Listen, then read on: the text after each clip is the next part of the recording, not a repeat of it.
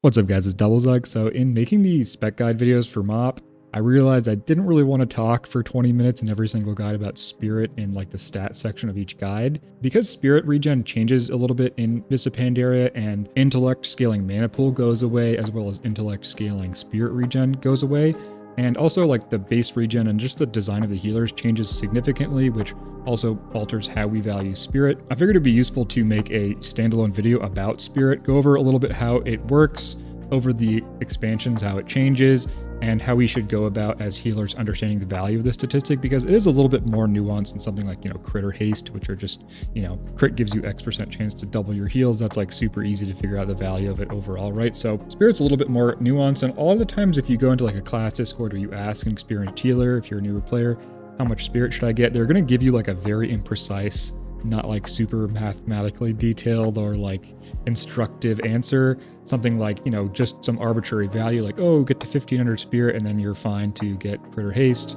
Or they'll tell you something like, just get spirit until you feel comfortable, which is like even more feels crafty and imprecise, right? So I'm going to try here to give you a more nuanced and complete and like mathematically literate understanding of spirit and how we value it. So we're going to start here by just describing very basically what spirit is. So very obviously it just kind of gives you mana regen, but the way that it does this will change from expansion to expansion. So, in vanilla, you have the 5-second rule where your regen will kick in after you stop casting spells for 5 seconds. You'll get a little bit from talents while you're casting, but it's very low. From TBC to Wrath of the Lich King, we use this formula here. These constants are not super important. The really important parts of this formula are these 3 factors. So there's base regen.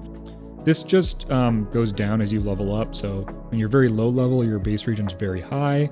We have spirit. So this is linear, right? Every point of spirit, there's no like modifiers to this. There's no diminishing returns.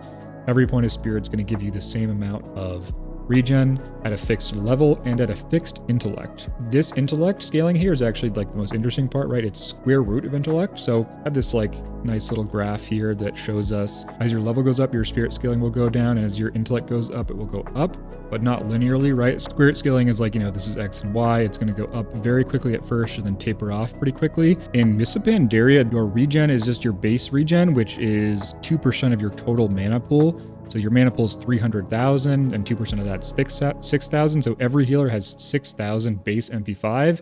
And then you have your spirit times 1.1287 times 0.5.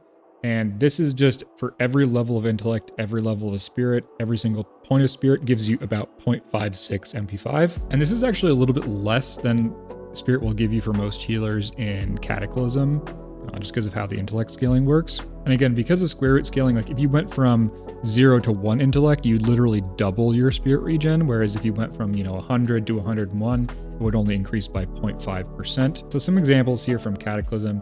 For Discipline Priest, going from Fireland's Bis to Dragonsoul Bis, that intellect increase gives you about a 14% increase in your spirit regen per point. And like phase 1 to Dragonsoul Bis is 26%. So in this way, spirit actually has increasing returns rather than diminishing returns. However, it's still linear, obviously, at a fixed intellect. Base combat regen, previous to MOP, it's 5% of base mana. In Mists of Pandaria, this changes again to 2% of 300,000, so 6,000. And as like a function of your total mana pool, for example, like in phase 1, if a Disc Priest has like 110k mana and your base regen's 1,000, this is like 1%, whereas in MOP it's 2%, so you have like double. And that's super significant. We'll talk about why this is significant again later on when we discuss mathematically how we talk about why spirit is valuable, as well as like how the healing design changes in MOP to be more focused on short cooldown spells, which preferences like, spirit being a little bit worse for the most part. All right, so that's that. So total combat regen is just spirit regen plus base combat regen. So now that we know that, what is the value of spirit? Spirit's value is like pretty highly contextual and difficult to model, again, compared to something like crit. First of all, I'll just take like the most like reduced to absurdity example. So if all of our spells did the exact same healing and costed the exact same mana, so let's say, we have a healing spec that just has the heal button that costs 1 mana and does 5 healing. That heal has a 5 HPM, right? It costs 1 mana, does 5 healing. And that means that our spirit value is just going to be spirit regen per second times 5, and that's the amount of HPS we get from 1 point of spirit. And it would have this exact like flat value up until it's mathematically impossible to spend all your mana in the fight length, right? So the value of Spirit in this case would be totally flat, linear, and then all of a sudden when you get so much mana regen that you mathematically can't spend it even if you spam your heal spell the entire fight, every single global, now all of a sudden it just precipitously drops all the way to 0 and then it's 0. So there's no like diminishing returns, it doesn't slope off at all.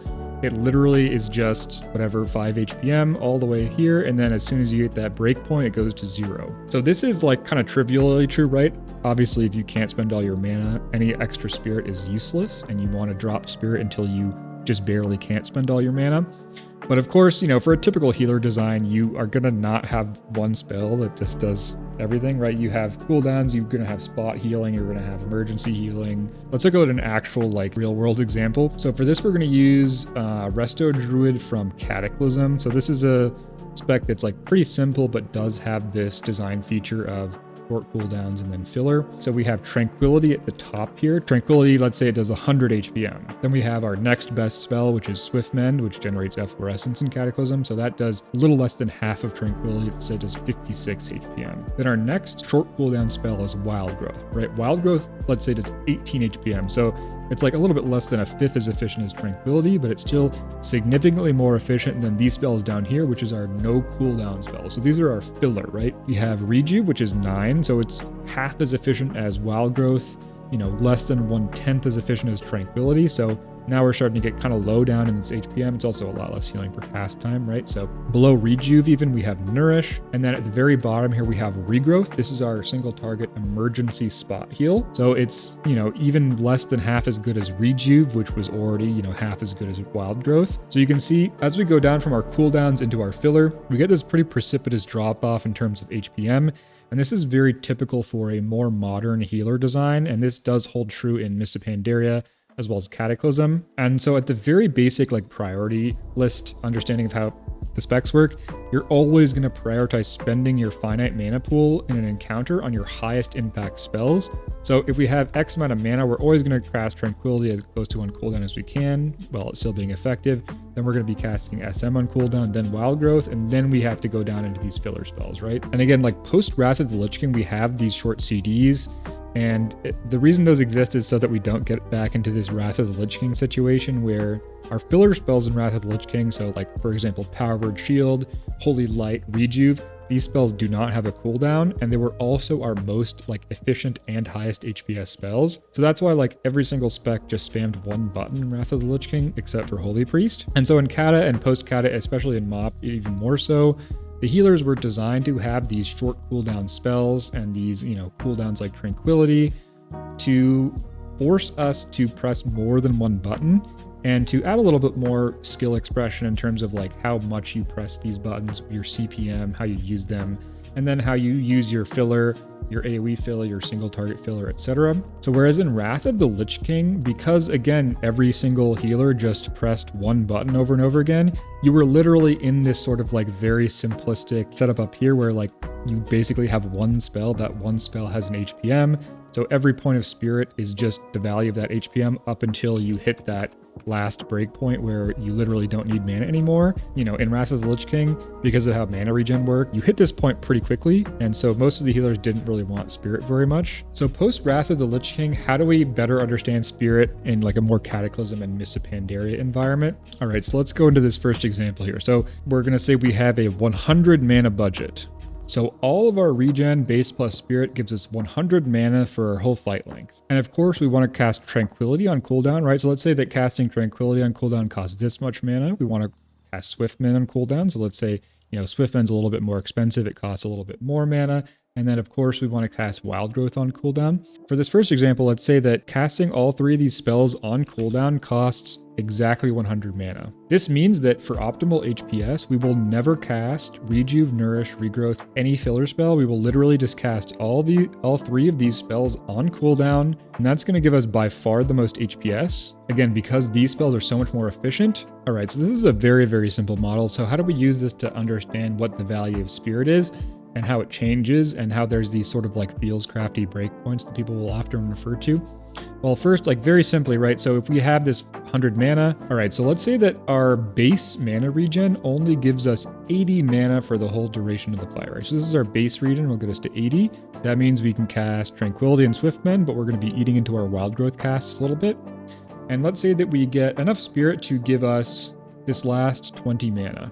So if Spirit allows us to go from 80 mana to 100, every point of mana that we get from this Spirit is going to be spent on Wild Growth. Wild Growth has an HPM of 18, so if one Spirit, like, in Kata at an average intellect gives us 0.7 MP5, that's 0.14 mana per second. 0.14 mana per second times 18 HPM is 2.52 HPS. So every point of Spirit that gets us from 80 to 100 is going to be worth 2.52 HPS. All right, so now we're excited, right? We have Spirit we're getting all this HPS from. So we decide to double our Spirit, right? So instead of going from 80 to 100, now we're going from 80 to 120.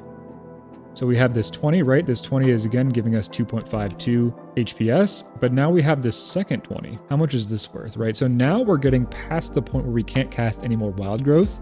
So all this extra 20 is now going to be Rejuve, right? Because that's our next most efficient filler spell. How much is that worth? Well, again, one point of Spirit's 0.7 MP5, 0.14 mana per second. But now our HPM is 9, right? Because Rejuve's half as efficient as Wild Growth. So now instead of 2.52 HPS, we're only getting 1.26, right? So it's half the HPS. So similar to how we hit the breakpoint before, where when we got to so much mana that we can't spend it anymore, we went to 0. Now we've hit this breakpoint where we went from, 2.52 to half of that at 1.26. And so even in the perfect world where we can spend all of our extra mana on Rejuve, we'll only be getting this 1.26 value all the way until it goes to 0, where again, we have so much mana we can't even spend it all, pressing Rejuve every single global of the fight, right? So at every breakpoint here where we, have our Tranquility breakpoint, we have our Swiftmend breakpoint and our Wild Growth breakpoint, Spirit will dramatically drop off in value at each one of these breakpoints. All right, so our super simple, best case scenario model here has shown us why Spirit has, quote unquote diminishing returns, even though the Spirit is still giving us exactly the same amount of mana regen for every point. If we have to spend it on filler versus these short cooldowns, it's going to drop off in value dramatically. There's also an interesting sort of similar effect to our short cooldowns getting value where obviously we have our short cooldowns here, and then as we get into filler, most fights don't do an equal amount of damage to the rate at all times. Usually there's points of low damage and high damage, low damage and high damage. As we get more and more mana and we can spend more and more mana on filler, we have more and more uptime on something like Rejuve. Our Rejuves that we're spamming at this point in the fight are going to be less valuable than our Rejuves that we spam at this point of the fight. They're going to do more overhealing, less effective healing, right? So as we get more and more mana, not only is our HPM going to be reduced by the fact that we're not spending it on, our Wild Growths, our Tranquilities, and our Swiftmends, we're just getting our Rejuve filler, but also, if we have the mana to put Rejuve on the raid during these spikes, that's going to be a lot more valuable than, the marginal mana we gain where we can now put Rejuves on the raid during these points in the fight because they're going to overheal at higher rates. And so we also get some diminishing returns from Spirit from this effect. However, it's going to be lower on fights where there's more rot damage and higher on fights where there's spikier damage. For example, a fight like Ragnaros, where the damage is very spiky and very low between spikes of damage, Spirit is going to be less valuable than a fight like Ultraxian, where the entire fight, the raid is taking quite high rot damage, right? So let's add another layer here. So this is all well and good, right? To just say we're going to be able to perfectly spend all of our mana on the perfect spell every single time. But obviously in the real world, we run into problems, right? People sometimes die in World of Warcraft. They sometimes take very bursty damage, and so our primary goal as healers is to prevent deaths. We are sometimes going to have to cast our Regrowth, our Flash Heal, and these spells are usually pretty mana inefficient. So let's say throughout the course of the fight, the tank almost dies, some other people almost die, we have to spend 10 mana on Regrowths. So in the first situation where we only have 100 mana, now that 10 mana we have to spend on Regrowths is eating into our Wild Growth budget. So that means, we lose 10 mana to spot healing at 100 mana budget. Negative 10 times 18, we're losing 180 HPS. That's bad, right? If we're taking out a Wild Growth. However, if we did choose to get this extra Spirit, despite the fact that it's much lower value because it's not letting us cast more Wild Growths, now if we have to do 10 Regrowths, instead of 180 HPS, now we're only losing that, rejuve HPS. So instead of 180, we're losing half that, right? So even though the positive HPS value of this spirit is much lower, we also now have a big cushion where if we do have to spot heal in order to save people's lives, we're not eating into our budget on these super powerful cooldown spells. All right, so this is our super simplistic, just like base regen, spirit regen, and short cooldown thing, but how do we actually find like what our mana budget in the fight is? It's going to be a little bit more complicated spec by spec and expansion by expansion, right? So we have our mana budget is going to be our starting mana pool. So in Mists of Pandaria, this is constant, right? It's just 300,000, but in previous expansions, this would be controlled by your intellect, which is why intellect was kind of a complicated regen stat, right? It was both mana pool, which would scale with some mana CDs, and also it would scale your spirit regen. So you kind of got to double dip on intellect in terms of regen. So we have our starting mana pool, we add that to our regen. So our regen is going to be, spirit regen times our fight length, base mana regen times our fight length, and then whatever mana CDs we get in that fight length. So things like Plea, Shadow Fiend, Mana Hymn, etc. We also have potions potentially, right? We can either int potion, which is going to give us some regen in expansions like Cataclysm and Wrath of the Lich King, or we can use mana potions, which you'd have to add into this as well, and then just miscellaneous other stuff like, replenishment, which no longer exists in Mists of Pandaria, but in previous expansions we had some raid buffs and stuff like that that would give us a little bit of extra regen. All this stuff added together is what's actually going to be this mana budget here. It's not just going to be this simple, but we of course just modeled it this way because it's easier to see the breakpoints and stuff. And you can see this fight length factor in here. A lot of times people will talk about fight length and spirit and why spirit is worse at lower fight lengths. So why is this actually the case? So a big part of why spirit has like increasing returns with fight length is that as the fight length gets bigger, our initial starting mana pool stays constant, right? So as the fight length gets longer and longer, this initial starting mana pool doesn't change, but our spirit regen gets longer and longer, right? Because spirit regen has this fight length factor inside of it, whereas starting mana pool is just always the same. So in a fight that lasts 1 minute, your initial starting mana pool is going to be a very large percentage of your total mana budget, and your spirit regen is going to be a much smaller percentage of that total mana budget.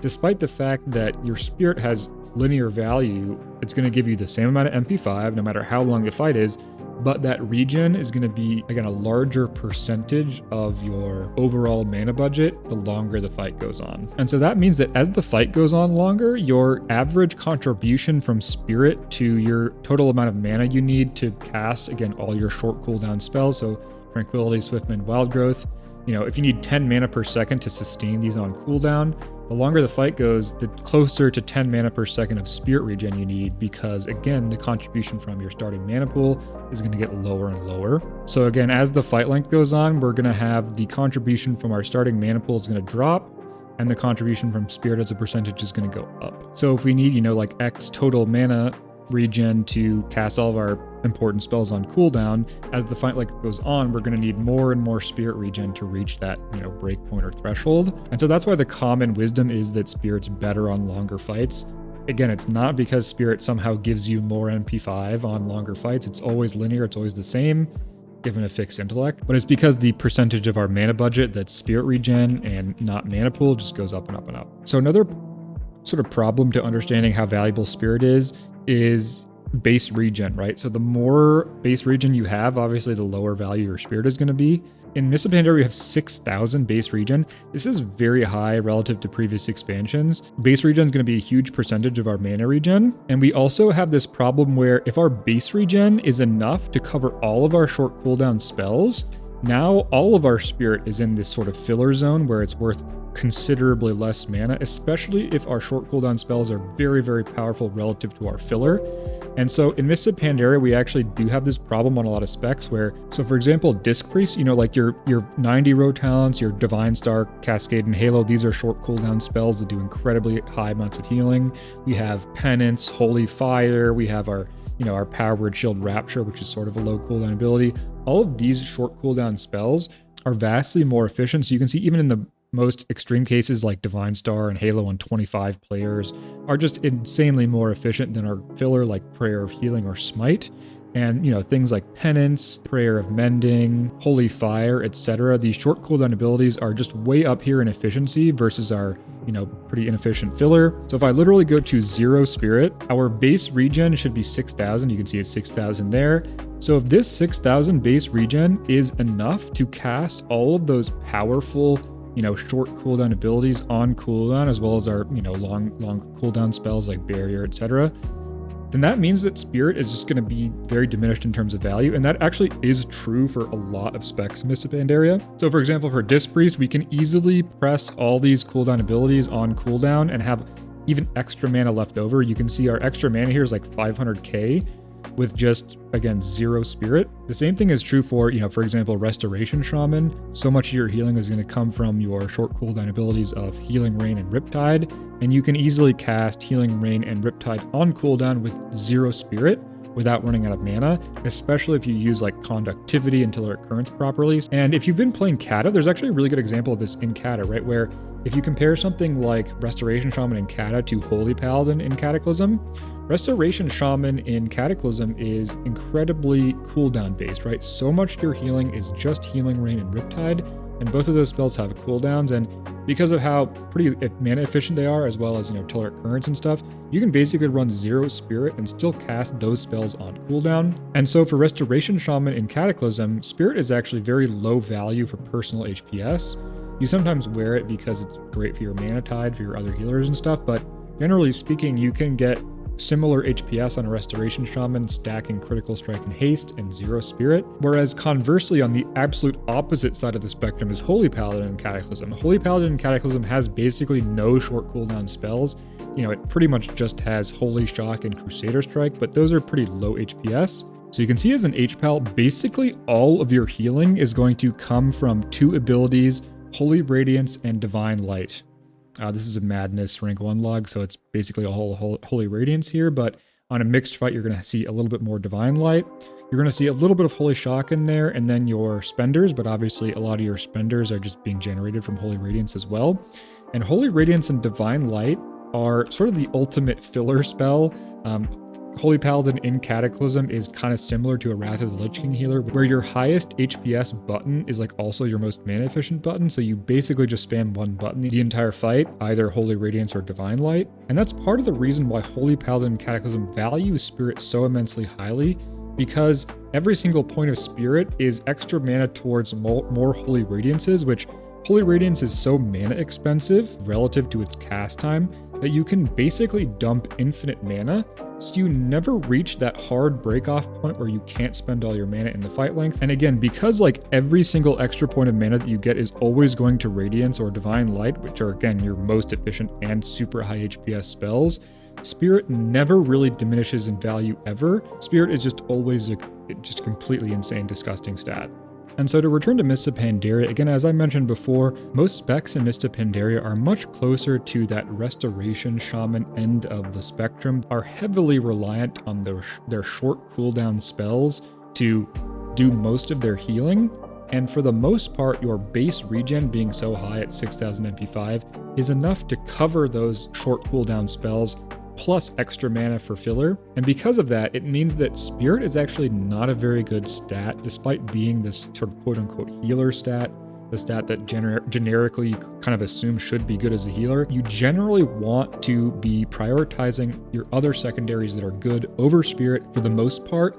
Again, there are some sort of exceptions and caveats to this where you do want to have enough extra mana that you can push some filler, not have too many empty globals, and have the opportunity to do some emergency and spot healing without cutting into those short cooldown abilities. But for the most part, again, our base regen is so high in MoP that we can comfortably do that with very low levels of Spirit. So that's like the basic gist of it, right? That's the sort of basic model of how you can understand Spirit.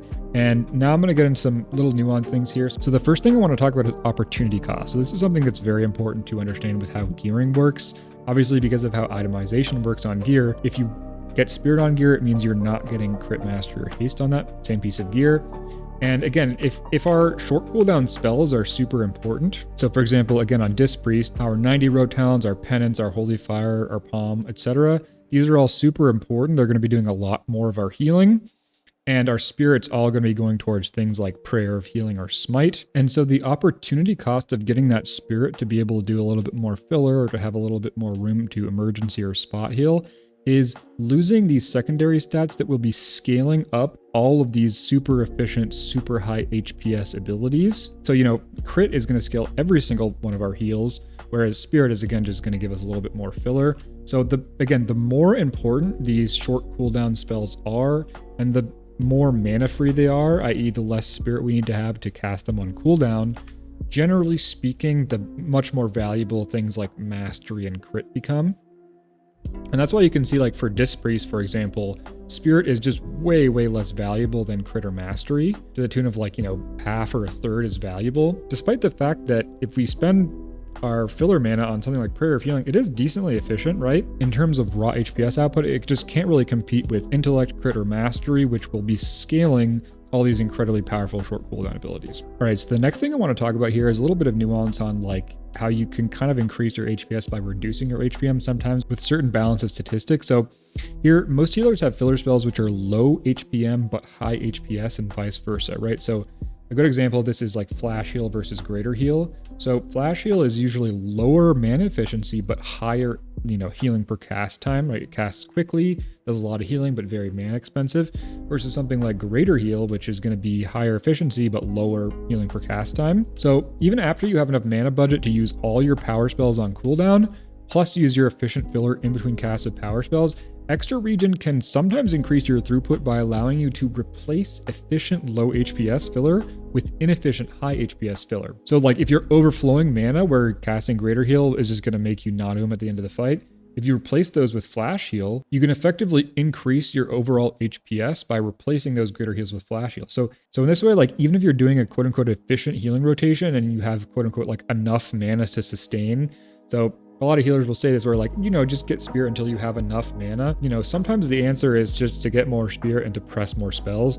A lot of times this is true with specs like Resto Druid, where Rejuve has like, the GCD reduction. You can spend an insane amount of mana on Rejuve.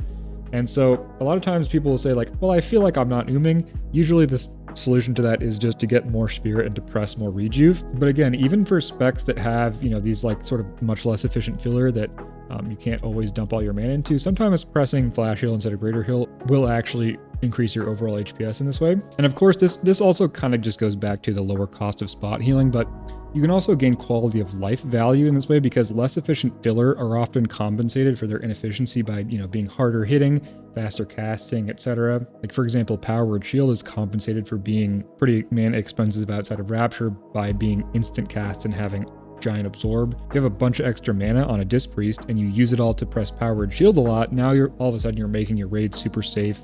You can pre-shield mechanics, etc. So you get some kind of qualitative benefit there from having more Spirit. So in some ways, Spirit gains some qualitative value if your raid makes a lot of mistakes, because if your raid makes a lot of mistakes, you're probably going to have to be doing a lot more spot and emergency healing, and usually spot and emergency healing is pretty mana inefficient. So that's something to keep in mind. Also, one last thing here, another sort of like opportunity cost thing, which is that haste can have the inverse effect.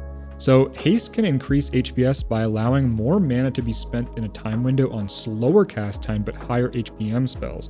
So for example here, if you stack haste on an H-Pal, which is like what most people did in Cataclysm, they just hard stacked haste. That means in a given fight length, you can cast a lot more Holy Lights, right? Instead of spending that mana on Divine Light.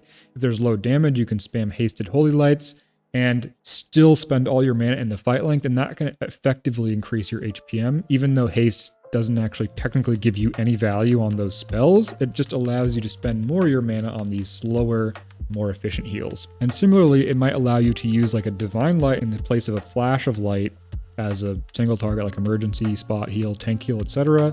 with that higher haste, which will again increase your mana efficiency effectively, despite the fact that again, haste doesn't actually increase the amount that you heal with a Divine Light or a Flash of Light. Although generally speaking, this effect is like not significant enough to really make haste competitive on its own. And this is part of the reason why I didn't really recommend like stacking haste super hard on Kata H-Pal. I just didn't think it added that much value personally. It was mostly just quality of life, and healers just kind of tend to prioritize haste too much because it feels good. All right, so that's the last little nuance thing I wanted to get into. Very quickly here, I'm just gonna like, again, summarize the benefits and the cost of like low Spirit. So again, the benefits of high spirit are lower costs of spot healing, so we have more room to deal with unexpected damage, cast inefficient spot emergency heals, and we can better deal with healer deaths as well. So if another healer in your raid dies and you have a bunch of extra mana lying around, we can use our emergency heals to amp up our filler HPS and kind of fill the gap in there a little bit if we don't have CDs available. And of course, the last thing is more filler healing, right? So the more spirit you have, the more filler you can cast. And this is going to become more powerful the better your filler is relative to the rest of your toolkit. So again, going back to like the Kata H-Pal versus Kata Resto Shaman thing here. Lastly, what are the benefits of low spirit?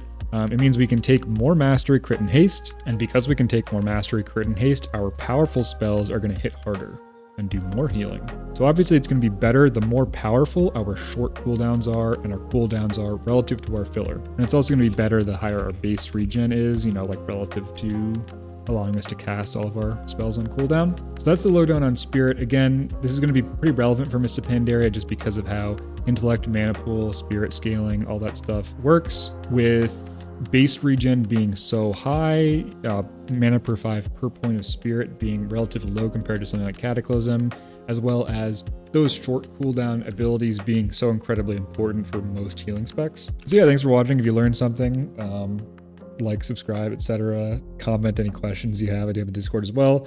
I'm going to be coming out with my spec guides hopefully pretty soon here. Hopefully they'll all be out before pre-patch. Yeah, thanks for watching. See ya. Swobu, Zug Zug.